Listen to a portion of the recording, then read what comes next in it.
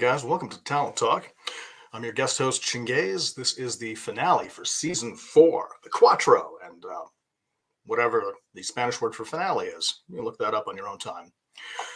So, first of all, I'd like to give a shout out to Gary McLean, who started the show, the little show that could, and he is the regular host.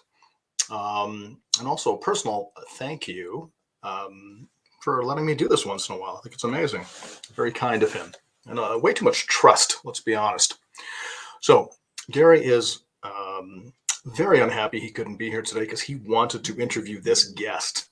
But I wanted to interview this guest, and I'm a little bit bigger than Gary, so you know how that went. Guys, let me remind you, this is a live and interactive show, so if there's any questions or anything, write them out, and we will get to them. And as always, please like and subscribe. It helps us get great guests. I don't know how we're going to do much better than this guy, though. Mr. Bo Svenson. He is an actor, a director, a writer, probably a few more things. Probably want to hear from the man himself. I don't do a lot of research. That's just me. But I had to do like no research on this guy because I've seen a bunch of his work. I've grown up with him. So please help me welcome Mr. Bo Svenson. Where are you? Bo. Oh, hey, I'm right here. Hello, sir. I'm in my office, but I'm going to turn the light off over here. I appreciate the mood lighting. There we go. Okay, I just saw now what it looks like. And okay, here we are. Hey, first off, thank you for joining us on Talent Talk. Okay, you're welcome. I'm looking here at what I can do to help with. Is that better? I mean, I think it's fine. You're a little faded. You're a little washed out now. You're a little bit washed out. That's me, man. That's me. Bob, I am a washed out type. So let's see. I got my winter white going right now. Blind. Am I still washed out? No, that's not. Now you got a yellowish, orangish glow about you. Let's see if I can fix that. You've got a healthy jaundice. You're like 3 weeks into jaundice now. You look like my sweater. That? It's great. Better.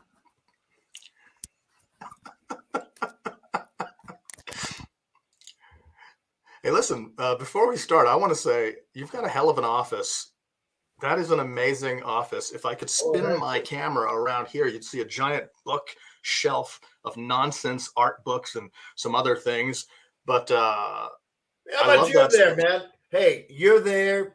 Never mind the background. We're good. And I'm looking at. You're looking at the foreground. Yeah, I've never liked the way I look, even less so the older I get. But I don't mind being the person I am, so that's okay. So we're good.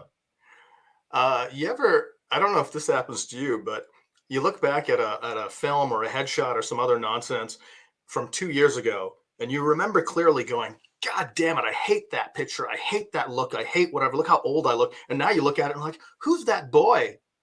Who's that lovely boy? Well, I don't have that experience, man, because I have never liked the way I look. Which is conceivably why, early on, man, acting. No, I don't mind the acting part. It's the visual thing. But hey, man, it is what it is. Right? Well, I mean, it's not really for us to decide. It's not for you to decide what you look like to other people. It's other people. Do you know what I mean? Like, they're going to look at you like, oh, this guy's Nordic or tall or husky, or they're going to have this other whole. You can't control what they think. That's not. And I don't care what they think. It's really how I feel about things. I'm not that interested in what other people think or whatever. Yeah. Have you always been like that, or is that like? Did you? I have no clue, man, because that is so far back. It's so long ago. Mm-hmm. I'm really into the now. I live in the now. I feel the now. The past is the past. Okay, well, you're gonna have to forgive me for talking a bit about your past, because seriously, I kind of grew up on your films. I'm sorry to hear that. You don't. It always concerns me when I hear people say that, because it makes me feel, well, didn't you have anything better to do at that time? But whatever. Than watching these things that gave you a livelihood Yeah, and have well, and have yeah. Because I mean, when I went to the movies, I really enjoyed the experience. Um, my mother would take me to the movies when I was 8, 9 years old. Mhm. And these were grown up films. And the people at the box office, they would say, "Oh, he can't come in here. He's too young." And my mother said, "He's my son. I want him to see this film." Right. And that was the end of that conversation. So I grew up watching the great films: Wages of Fear, Di Capoto, Vittorio De Sica, um, and that, and of course the great Hollywood films, um, and that they had an impact on me. So I Mhm. knew then the difference between chicken salad and chicken shit, and which concerns me today, because so many uh, motion pictures and television presentations are dreadful. I don't know what they're about. They don't have universal relevance. The actors oftentimes talk real fast. The reason for that is, it seems, anyhow, that maybe the writers get paid by the word, so they put a lot of words on the page, and then the actors have to say the words very, very fast. That way, you don't really understand. You don't follow what's going on. You just, oh, you hear that swirl of words, and but where's the content? What's this shit about? I hope you're not asking me that. I What's don't know that? the. I hope you're not asking me that. I mean, Oh, my. no, I'm being, it's rhetorical, man. Okay. You I'm see, like, it's about money. What else would it be about? what, and I do believe that when we do make something and we take up people's time, um, if it's television, a motion picture, we owe it to those people to give them something truly worthwhile for their time, because they are investing a piece of their lives in us. And if we don't respect that, if we don't provide these folks, these viewers, these listeners with the best we have to offer, well, we're deceiving people. We are cheating people, and we don't have I don't feel we have the right to do that. The same thing, and you and Gary, you take the time to connect with me. Uh, I don't know really why, but since you are, and here we are, I have an obligation to you and your viewers, your listeners, to be honest, to be authentic. But too seldom do we find people in the media, or politics for that matter, who have the courage. That's my cat. I That's can the see it. It's like a submarine. First, I just saw the tail, but you were talking about your mom, and I all realized right, never right, interrupt a man when he's talking about his mom. I was right. like, I want to talk about your goddamn cat because I love Yeah, all cats, right. but I'm like, That's I'll just shut up. What's right. your That's cat's name? Tinkerbell. Hi, Say it again. Tinkerbell. Okay. Um, Tinkerbell. Oh, so when Tinkerbell so rudely interrupted me, I was sharing with you my heartfelt sentiment that we must find a way to be authentic in life. Um, so when it comes to motion pictures and television, we know that it's of course an artificial medium. We know it is not. We are not depicting reality, but damn it, we should depict whatever we have written, whatever we are creating, let's be authentic. Let's cut the bullshit. And when actors are rendering an interaction with others, I do feel they have an obligation to give some of their own self, of course, in the guise of their character. And therein lies the difference between great actors and not so great actors. The great actors have the courage to be themselves, to find a facet or two of themselves and put that into the given circumstances. In other words, we're not acting, we're not portraying to be something. We are that something. You look at Jack Nicholson. Jack is the same dude in everything he does. He finds a facet or two or three of his own unique personality and shares that in the scene, subject to the given circumstances. But it is that honesty, that authenticity that we respect and admire. You see, the word art is derived from the word artificial. The greater the art, the less noticeable the artificiality. So what we react to oftentimes in life, we meet people, we don't get a sense for them, well, because they are not being authentic. They're not being honest. They're hiding. They're pretending or whatever. And the same thing in the arts. You take Van Gogh, look at his paintings, and you can feel his psychoses. But my God, the authenticity. It is the authenticity that grips us. Mm-hmm. And McLean, when he does, anyhow, right. I probably digress. No. For Van Gogh, you paint too fast. Well, you look too fast. Yeah. All right. So enough small talk. Let's not talk about me. Let's talk about you. So, how do you feel about me? That's a Richard Harris joke. Yeah. Right. I don't know if you last heard time that. I saw I was actually friends with Richard Harris, and he damn it. I'm having water. You have water. I've got this incredibly large mug of water. Look at this. This is the size of your head. Oh, yeah. Look at that. Yeah.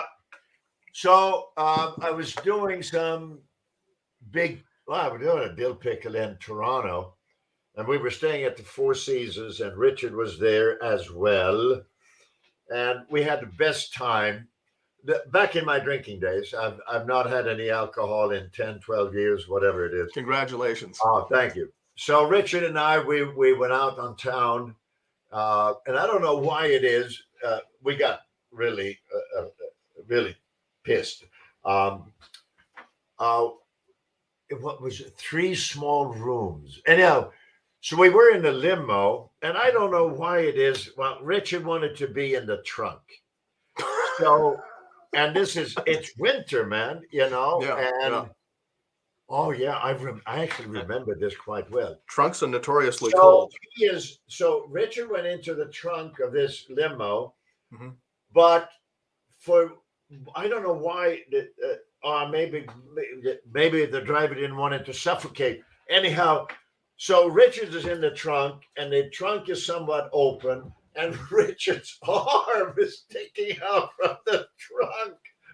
And the cop car saw that arm coming out of this black limo, man. We stopped us, and guns and shit, and bingo.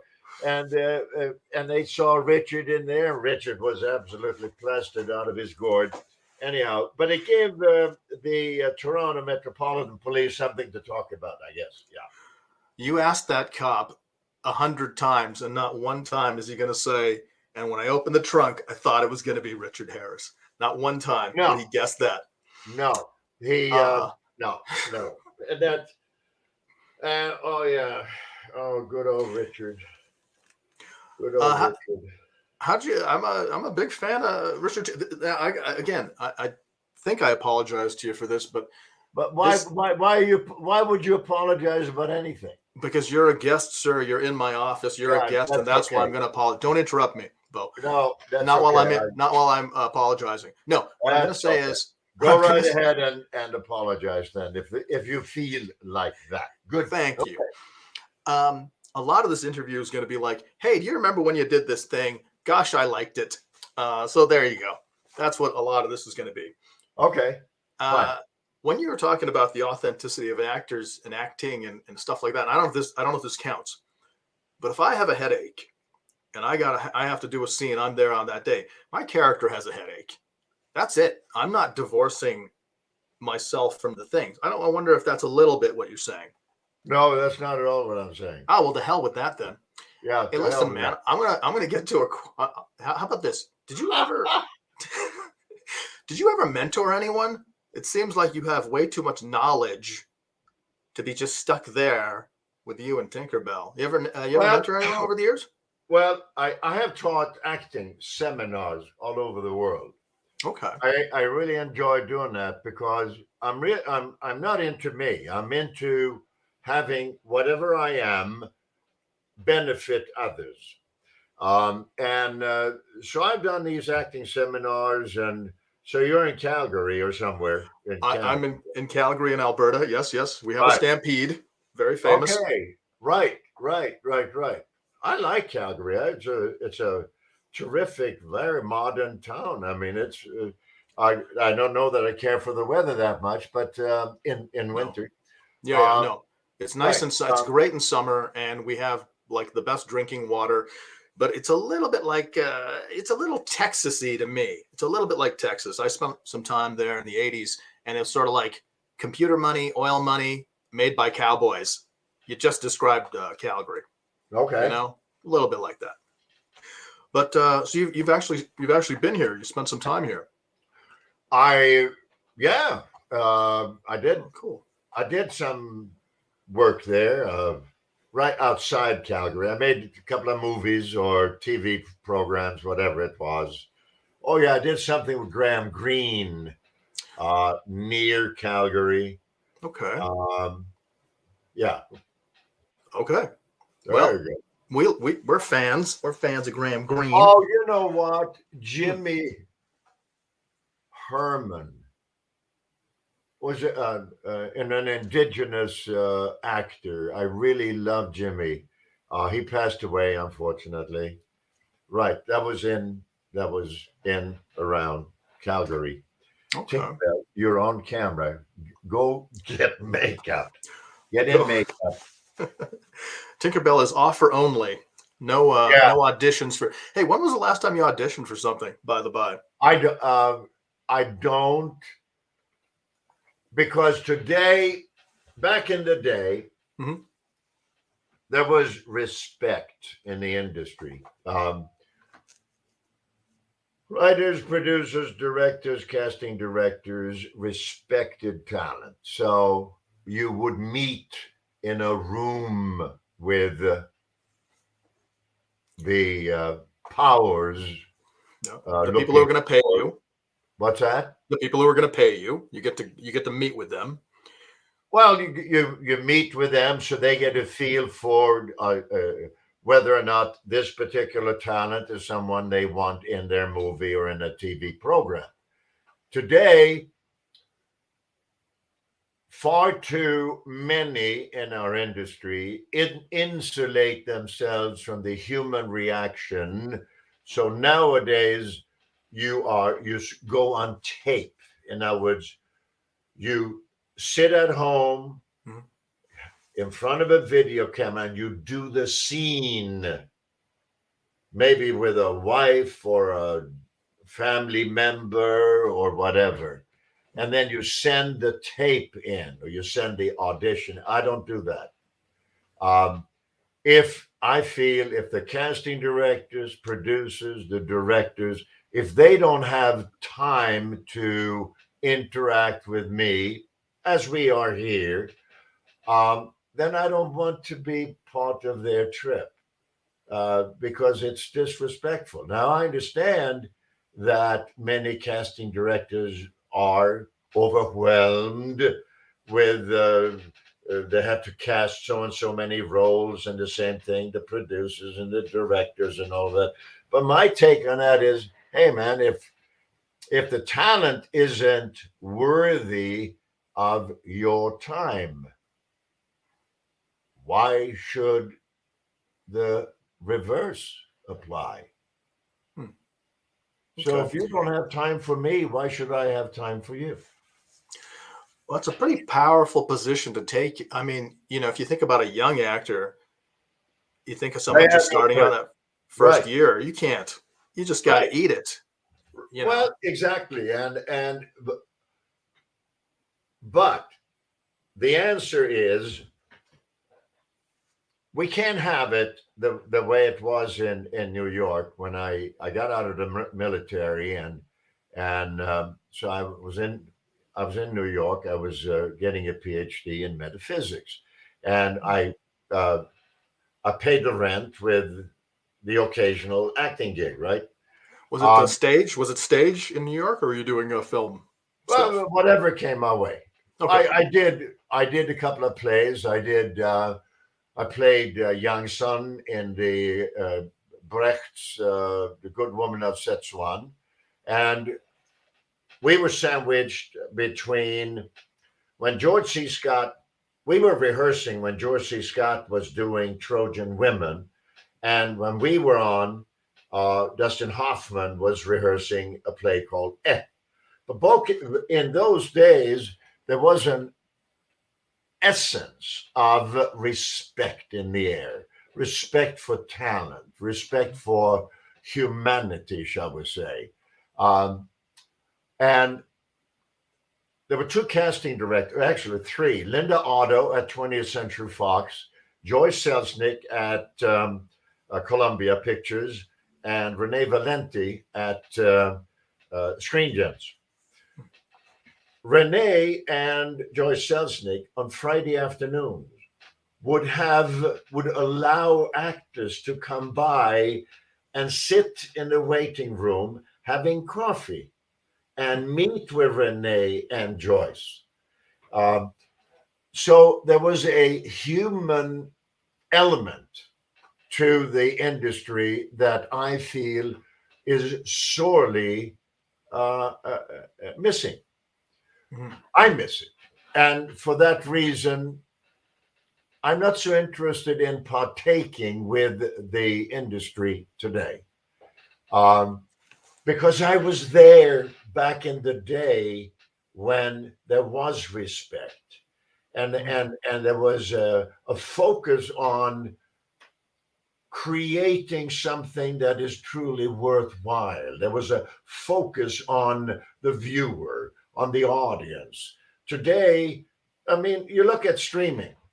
What is streaming? It is a really a cynical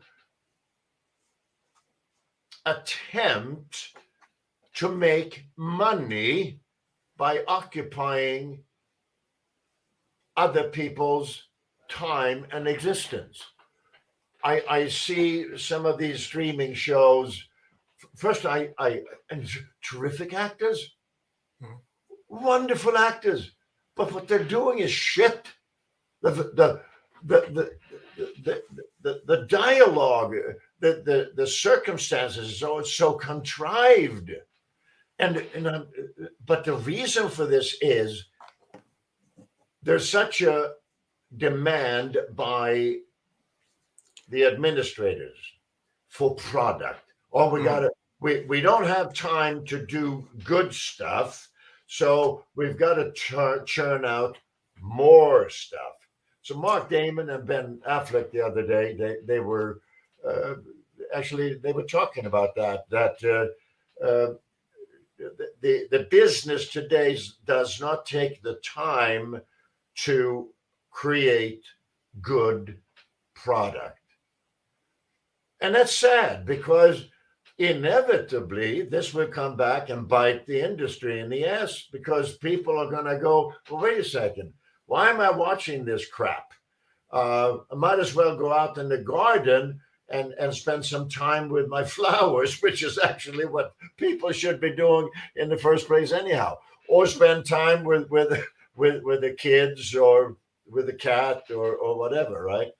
Um, and this saddens me because having been there back in the day when there was a reverence for the arts, that doesn't mean that it's not still there.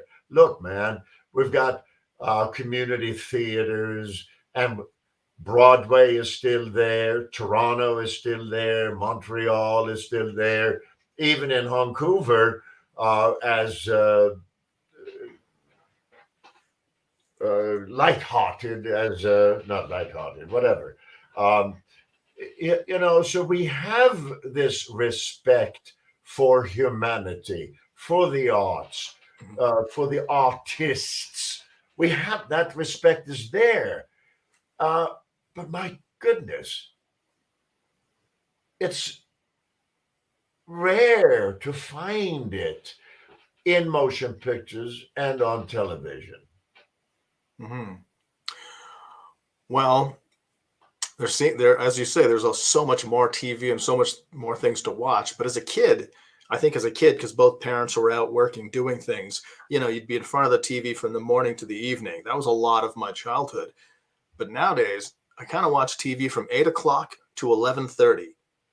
So it could be a movie, it could be a bunch of, and the thing, it goes in one and it comes out and I don't remember any of it. Right. Well, there you go. But I'm not gonna not have my streaming channels and all my, get rid of my Netflix or anything, because then I would have to talk to my wife. Yes. Or right. But man, and that's really my comment or my soliloquy. We owe it to the world, to life, and those who are religious, God bless them. I'm not. I'm spiritual. There's a difference. We owe the world, we owe life the best we have to offer. And when we succumb to economics, if we say, oh, look how many actors, they get an offer for saying, oh, I don't want to do this shit. Come on. And then, they'll pay you $1 million. Oh, yeah, I want to do this shit. Right. I heard someone say it would be fiscally irresponsible for them, an actor, to not do that shit. Right. Like the shit bought them a house. Right. Well, so you just had to. And you see, so I'm fortunate, man, because I'm still stubborn. I won't do shit. I welcome the opportunity, and I don't care what it pays, as long as there is a feel-good component. When people approach me and say, "Hey, Bo, we can't afford you, but we would appreciate if you would find time to work," or however, whatever the verbiage is, as long as there is sincerity, authenticity, feel good. But man, so much feel good has left us. We don't take time for it anymore. And that pains me, because there's plenty of room for respect others. Like this stuff with racism, I just don't get it. I get a certain amount of racism, but I'm in Calgary, so. What kind of racism do you get levied? Well, first off, look, I'm also in the film industry, not like you, but in my own tiny way. Yeah. So it is really one of the very few industries where they can just be like, "Hey, man, can you be a little bit more Indian? You're playing a doctor, East Indian," and I'm like, "What does that mean? Spell it out for me."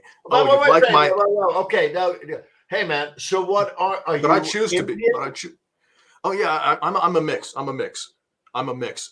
Congratulations. Dad was half white. He was half English. He was Okay. half East Indian. Mom was half Burmese and half some type of hell person. I was born in Pakistan. I lived there for the first 8 years. Lived in England for about a year, and then Canada for the rest of my face falling. So I'm a mix. I usually get Italian. I play a lot of Italians, Greeks. I play some East Indian guys. I get it. So, but that might not be the question you asked. No, I wasn't. I'm not. I probably wasn't asking a question. Instead, I'm dealing with. So, look at the magnificence of what you bring the world. Look at the complexities of your various nationalities. Or brilliant, man. That's absolutely brilliant, because there is nothing worse than sameness. However, that being said, we don't teach that in school. We don't teach in schools that different is great, because it is from the various cultures that we learn things. Look, man, the African influence in America, look what it has created. 200-300 years ago, they were brought to America and enslaved and what have you. What an absolute travesty perpetrated against them. However, look what they have brought us. They have brought us magnificence in music, in so many of our various arts.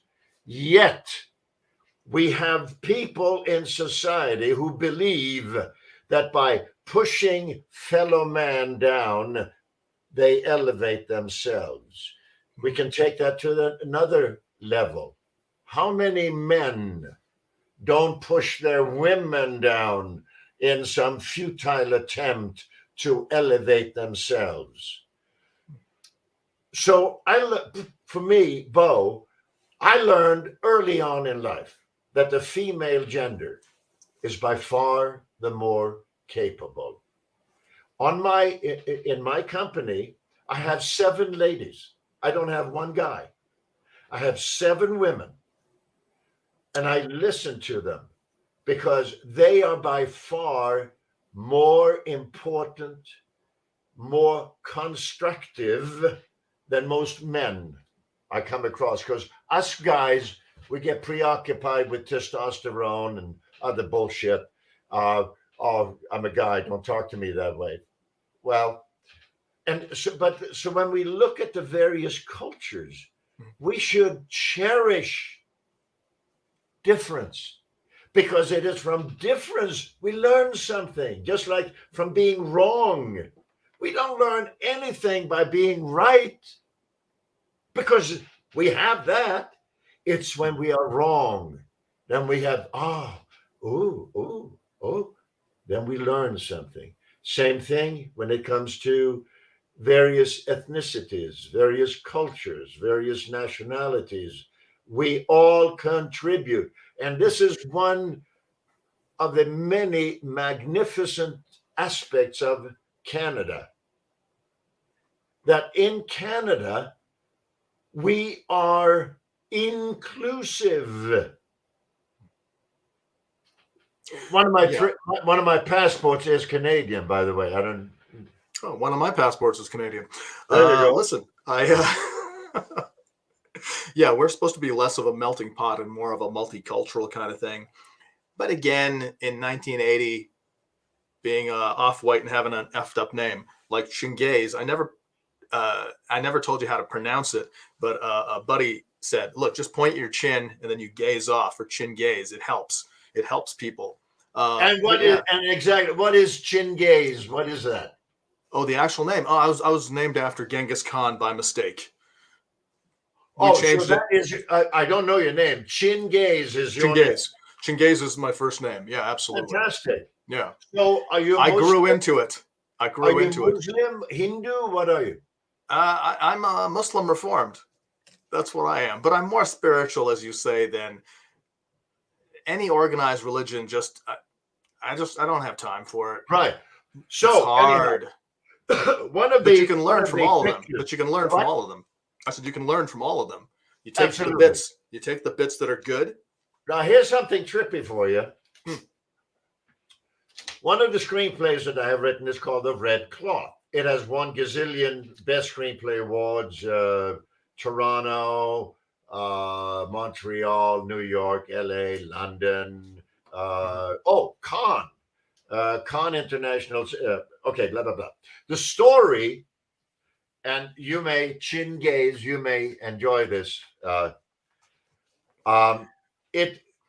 This screenplay is based on historical facts and studies of a UCLA research team. It depicts a group of Northern Europeans led by a Muslim navigator who arrive in Lonzo Meadows, Newfoundland in the year 997, 500 years before Columbus. So I'm really tripped out by this story and everything else, because not only does it pay tribute to a devout Muslim who at the end of the picture sacrifices his life to save that of his best friend, this Viking, for the lack of a better. But the birth of the first European child in North America is also symbolic, because this group of people, they were fleeing religious persecution in what is today Norway. You see, early Christianity was represented by Christian priests who gave the local population a choice: embrace Christianity or lose your head. And this group of people decided that they didn't want Christianity because Christianity did not seem to be such a nice religion. The old gods, Thor, Odin, and Frey, they seemed to be much more benign. So they said, they ended up leaving, bingo, and arrived in Canada. The first European child born in North America was Jewish. So this story, you're hitting all the big religions. What? You're hitting all the big religions in this one. It does. Yes, it does. But even more importantly, it depicts the first interactions between Indigenous peoples of Canada and Europeans. And the Europeans misbehaved outrageously. So this film benefits many groups, including Indigenous peoples of America, because you see, in the oral history of Indigenous people, this first child, European child, appears in the oral history. So for Indigenous peoples of Canada today, they can point to this, that from day one, they have been abused by Europeans. So no wonder today that Indigenous peoples may not feel so welcome even in their own land. And this is a travesty.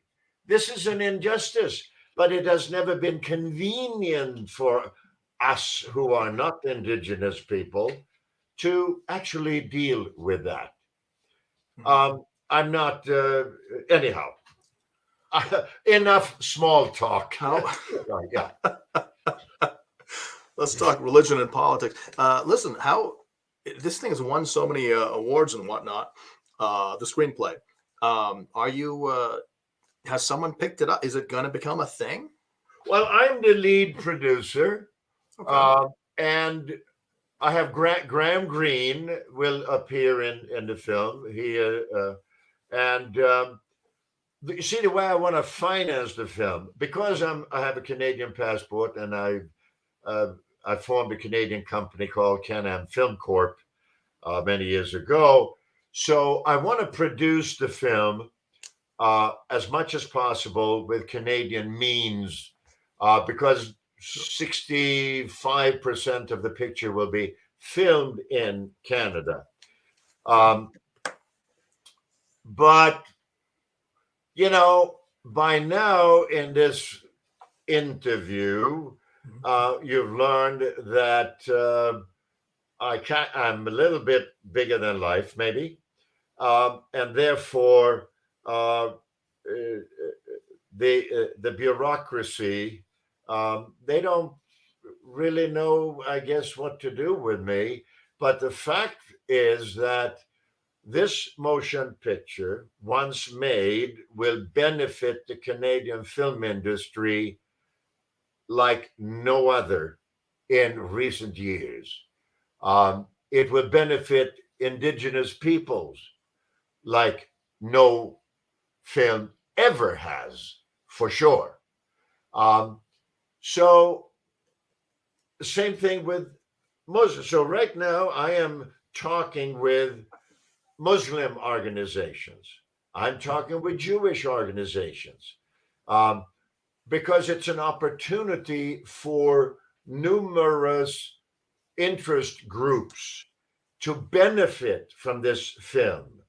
So I don't want to do it through Hollywood, because when you do things through Hollywood, far too much money, far too much of the revenue disappears. So I want the picture to be made so that all involved will benefit, but primarily the groups that have a philosophical engagement with the story. Okay. Well, that sounds very important. I'd say good luck with all that. But being an actor / douchebag, my brain's like, hey, how old's that Muslim character in your film? Anyway, Right. You don't have to answer that. You don't have to answer that. Well, no, let's talk about your cat for a minute. No. It's a. By the way, a dear friend of mine in Regina, Costa Maragos, was a BBC anchor guy. You look so much like Costa Maragos.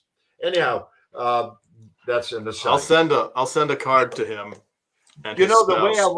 the way I want to cast this film, which is it's a limited television series, because we can. Okay, I want the Indigenous peoples of Canada to select who they want as the Indigenous person, the protagonist. I want the world Muslim community, 1.8 billion people, of which 68% speak English. I want the global Muslim community to vote on who do they want to represent them, this protagonist in the film. Because I do feel we should, to the extent that it's possible, engage people in the process of the motion picture, because after all, they are represented. Their ancestors are represented in the film. So why not give them the opportunity to select who they want? Good luck organizing the Muslim community out there.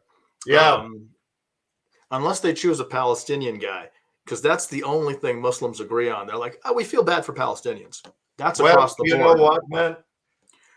This morning I received an email from Khalid, a professor at Columbia, a Palestinian.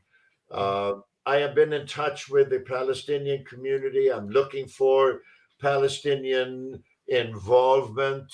I'm offering them an opportunity to be involved, including Mohammed Hadid, who's a gazillionaire, and his daughter I forget whatever her name is, Hadid. She is a big model and what have you.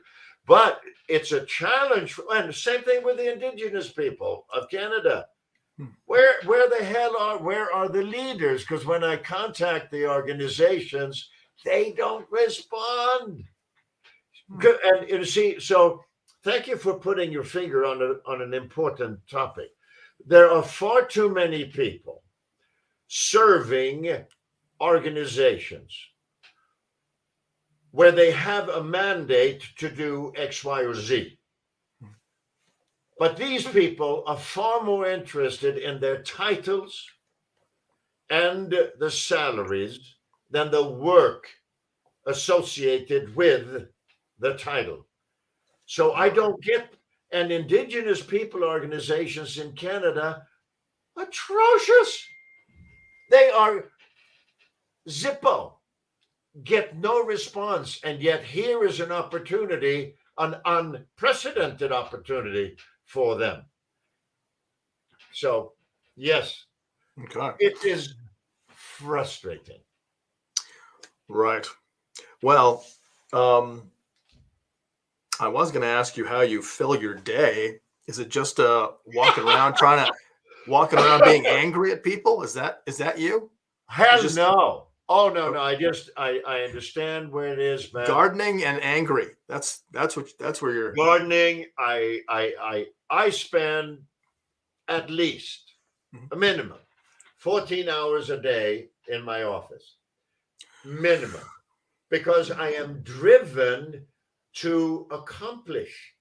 Because, if whether it's this film called the Red Cloth or something else that I'm doing,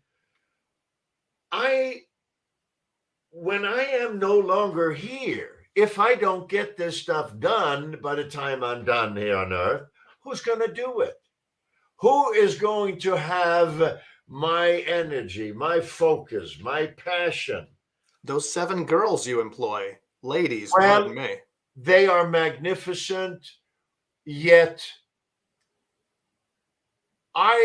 it is highly unfortunate, that I am driven the way I am, because this is exhausting.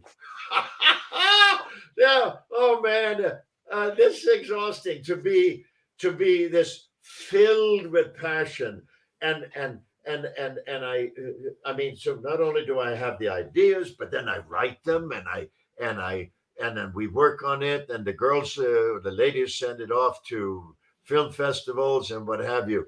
But when I don't get, excuse me 1 second here. No, you do that. No, I'm going to read the 20 questions I wrote for you, none of which I've gotten to. Right. Magic quest, and there's a question. Oh well. Well, my daughter is at Costco, and shout out to Costco, guys. Mundane question: what size batteries do you need? Yeah, and it's double A's. It's always double A's. Well, it's double A, so it is. Unless it's a little bastards and it's triple A. Yeah. Oh, I have to just okay. No, do it. So AA.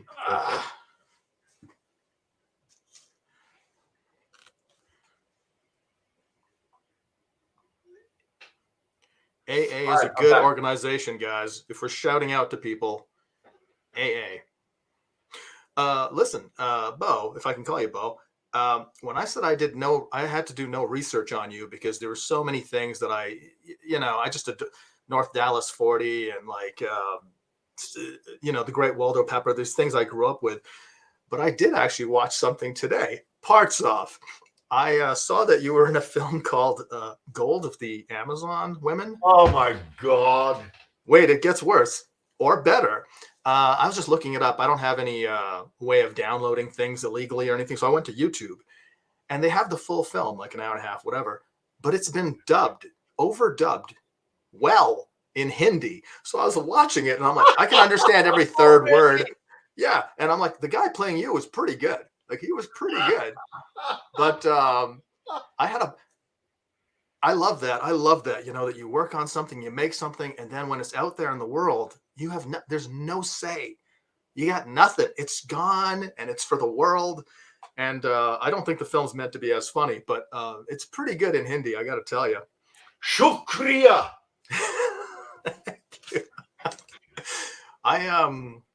You're welcome. For those non-Arabic speakers, listen. I was going to ask you. Well, wait a second. How do you say shukran? How do you say shukran or shukriya? in Hindi?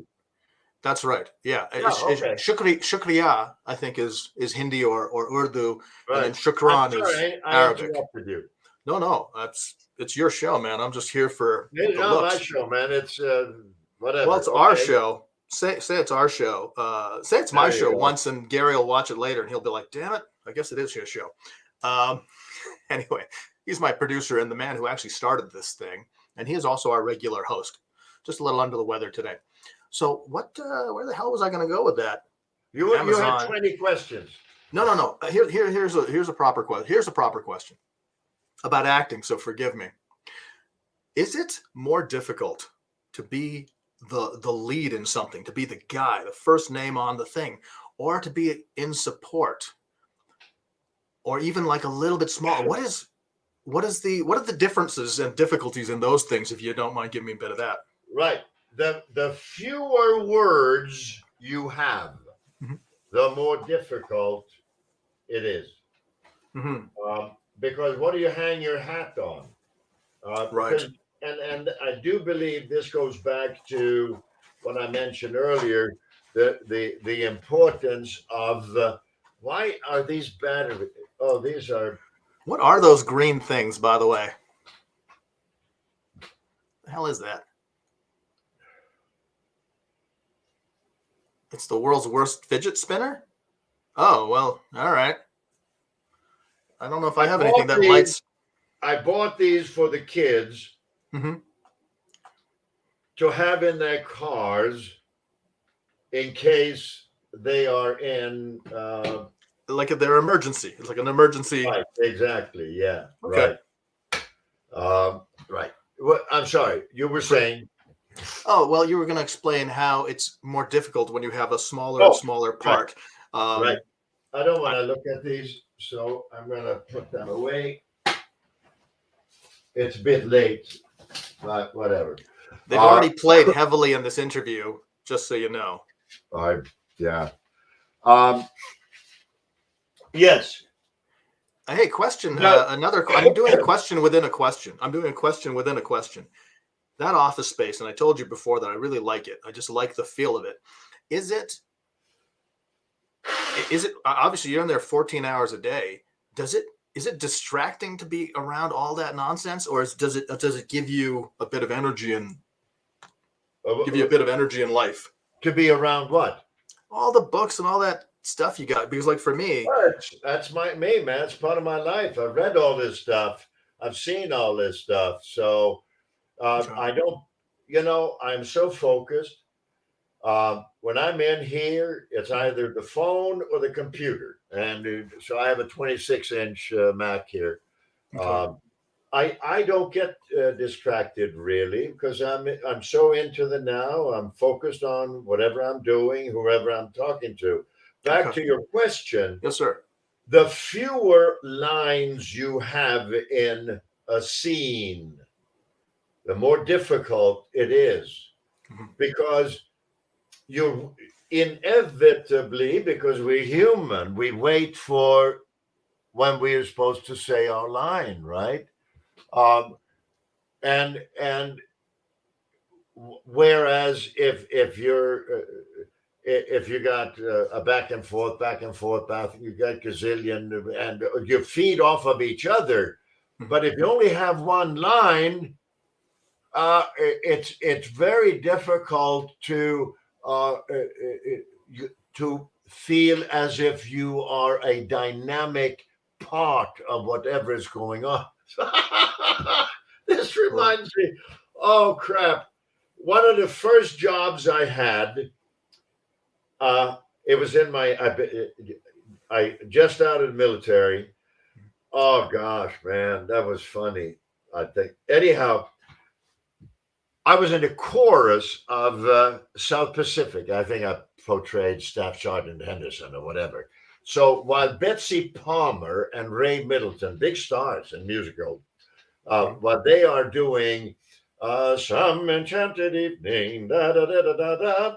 Well, I'm in the background, and I think I had one line or two lines, whatever. Well, while awaiting my line, I was bored, so I pretended to have a flea that I, you know, like this, and then, and then, and then it would do a loop, and I'm doing that upstage, behind. So as Betsy Palmer, Ray Middleton, they're emoting their asses off. Ah, da, da, da, da, da, da, da, da, da. Well, in the behind them, I'm doing this. And people were the audience, they were really, really quite interested in what I was doing. Well, because it wasn't just a flea; you were running a flea circus. Oh man! So in I'm just in intermission. Betsy Palmer, she came into the dressing room where I and the others were, and she says, "You do that one more time,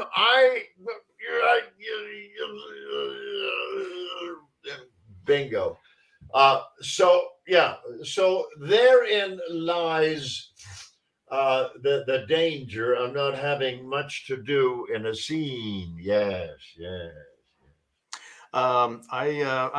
I've never taken any acting classes, but I've read a bunch of stuff and whatnot. And I think it was James Garner when he was first working on a stage play. He was working on the Caine Mutiny, and it was a Henry Fonda piece, and Henry Fonda was he was doing all the heavy lifting. It was Garner, Humphrey Bogart. Not the film, the play. Oh. So James Garner had no lines in it. He was just one of the guys at the trial or something, and he was getting more and more frustrated. And then finally, the director's like, "Look, man," he goes, "You're not saying anything. You're thinking of things to say, and then you're holding them back." And it changed his. It was a good, like sometimes you need to direct a young actor and just give him something, and he's like, "I'm good." Otherwise, the best acting lesson ever written, in my opinion, is when Hamlet talks to the players. Speak the speech. As written. I pray you, as I pronounced it to you, trippingly on the tongue. Mm-hmm. But if you mouth it, as many of you players do, I had as lief the town crier spoke my lines. Nor do not saw the air with your hand thus. Use all gently. For in the very torrent, tempest, or as I may say, the whirlwind of your passion, you might acquire and beget a temperance that may give it smoothness. Oh, it offends me to the soul to see or hear a periwig-pated fellow tear a passion to tatters, to split the ears of the groundlings who for the most part are incapable of nothing but inexplicable dumb shows and noise. It out Herods Herod. Pray you, avoid it. Oh, I don't know why. I remember I have never rendered it in a production, but I had a very fine tutor back in the day. I was getting a Ph.D. in MetaPhysics, and my mentor, Dr. Van Dragen, he felt I should learn that stanza from Shakespeare, so I did. Nice. I'm sorry I interrupted at the start, and forgive me. And I'm glad there's no the not the patent. I've lost the word, but we're allowed to say it now. They're not going to get us. Stratford. They're not going to sue the show because We used Shakespeare's I don't words, so care, that's man. good. Listen, I care. It's not my show. whatever I've got to I answer to do, someone. it doesn't matter, dude. You know, Okay. because it's me. I'm authentic. If people don't like it, well, that's too bad. Um, I don't do what I do for effect. I do what I do because it's me. It comes out of me. It's authentic. It's honest. And hey, man, that's it. So I'm sorry, but I do mean I'm sorry because I keep interrupting you, I believe. No, that's I'm kind of known as the interrupter, so Oh, you're okay. meant to speak. Do You're you meant have to. questions? Did you have prepared questions? I did have a few, but I don't care for them anymore because once in a while we'll start talking and then you'll just go off on something and then I want to hear that more than I want to read these. But hey, did you actually replace, is this nonsense, or did you actually replace Paul Newman? I'm gonna guess it was in the Great Waldo Pepper, but Yeah, is that a real thing? that's a real thing, man. What did you do before that to I get in the had radar? Yeah, before that I had portrayed the creature in a the Frankenstein thing? ABC. What? The Frankenstein, the Yeah, TV thing? yeah. Okay.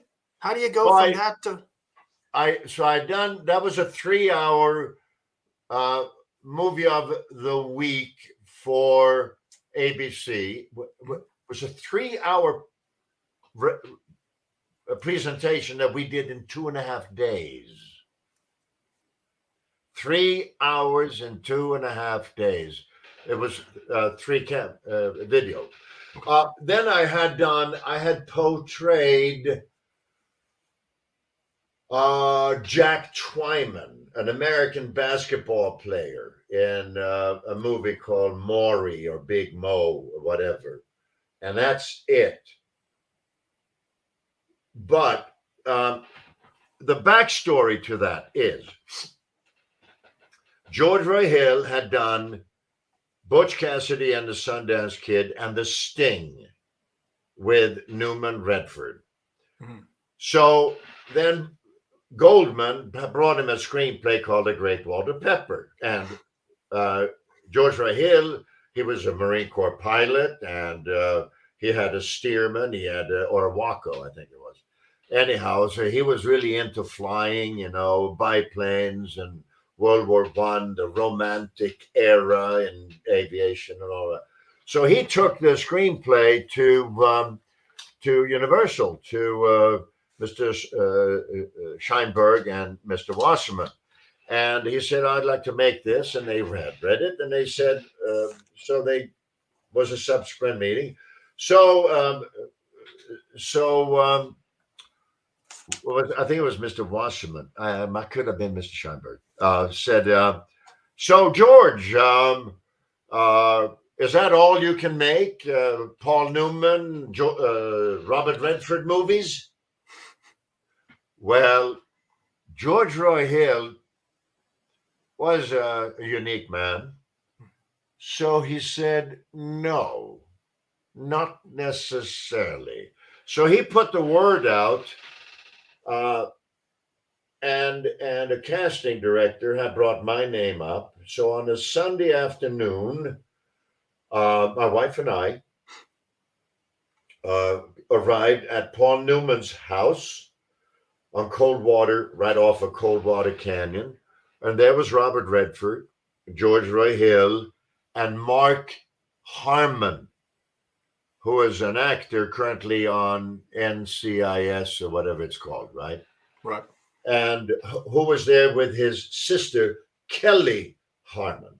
And it was a little lunch and a walk around, a chit chat. Okay. So this was the casting director and George Roy Hill's attempt at seeing about chemistry. To see who you would be. So the movie, the role was between Mark Harmon Mhm. and me. That's who they were deciding on. And so that evening, I got a phone call from my agent, Mike Belson, and Mike said, "Okay, tomorrow morning at 9 o'clock, be at Universal. There's a drive-on pass for you." What am I doing? Well, you got the job, and you're meeting with George Roy Hill. So that's how that came about. Quick question: if you had more of a connection to Paul Newman at that lunch, would Paul have been in the movie, or was it always going to be a Redford piece? Oh no, it was supposed to be Redford Newman. Right. I don't understand your question. Oh, I was wondering if George Roy Hill decided, look, okay, it's not going to be Redford Newman, it'll be Redford or Newman, or was that No. It was always Redford. No, it was always Redford. Always Redford. Okay. Always Cool. Redford's picture. Cool. Now, interesting you bring that up. Did you see The Sting? Yes, I'm a man of a certain age. I've seen The Sting. Who starred in that?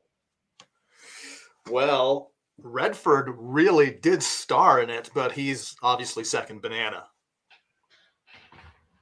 Are you aware that in that movie, Paul Newman had less than 6 minutes screen time, whereas Redford had close to 30 minutes? I mean, Redford's all over that film. Right. It feels like a Paul Newman film. But see, all right, so that's the point. Yeah. A point, rather. It's not a matter of how much screen time, it's what you do on the screen. It is how the role is written. Yes. So in The Sting, Newman has very little to do. Redford is the lead character. Yet you were not able to pick that out. So when I said, blah, blah, blah, blah, blah, a minute ago, you threw weight to Paul Newman. And I do feel the lesson from this is it is not how much time you have on the screen. It's what you do when you're there. It is not the amount of words you have. It's what you do with the few you have. So anyhow, okay, moving on. What else? One, I've just noticed the clock. We've gone over an hour. These shows are sort of meant to be an hour. We've Fine. broken. It's an hour and tax. That's what we've done to the audience. Well, fine. I'm glad that way I don't have to bore you any longer. You're gonna have to bore me just a little bit longer. Listen, okay. At the end of this, generally my producer is here helping me produce things, and we asked the guest to hang on for a few minutes after we end the broadcast, and then usually he has to apologize for something I've done, but today I'll be the one doing that. Anyway, is there any other thing, as we are wrapping up season 4 of Talent Talk, is there anything you want to say, anything you want to impart our viewers with, a young person starting out, anything? I mean, I think you've said everything, lots of good stuff. No, if you're asking me to say something that might to some extent be helpful to others, it is be yourself, be authentic, embrace who and what you are, and if parts of you that you don't really like, well, make an effort to change them. But keep in mind, whoever we are, make it a point to have that benefit mankind, whether it's to a lesser or greater extent. Okay. Well, there you go. For not being prepared to summate, I think you did a pretty good job. Listen, I want to thank you again for joining me and joining us on Talent Talk. And I don't know. I think I might have learned something myself, and I planned not to. I started Well, out today. No. okay. Hey, man, if you got something of value out of this, I'm terribly sorry. Yeah. Anyhow, a big hug. Thank you for your time. Thank And you, sir. oh, Now, Canada. lovely. Now stick around. Wonderful. You stick around. I'm ending this. Oh, we're not done. No, I mean you just hold on. Hold your horses, man. All Hold your right. horses. I'll hold my horses. All right. Guys, thank you again. We're going to see you in season 5. And yeah, thanks for supporting and thanks for watching. Take care. Ciao.